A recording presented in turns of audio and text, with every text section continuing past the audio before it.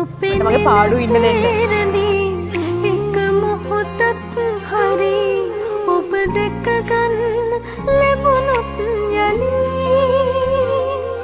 එදා මං ඔයාගේ වුණාට අද මං ඔයාගේ නෙවෙයි.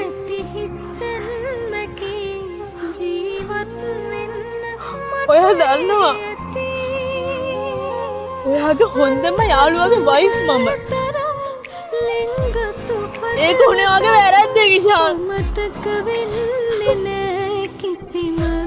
මං දන්නවා මගේ වැරද්ද වුණේ කියලා.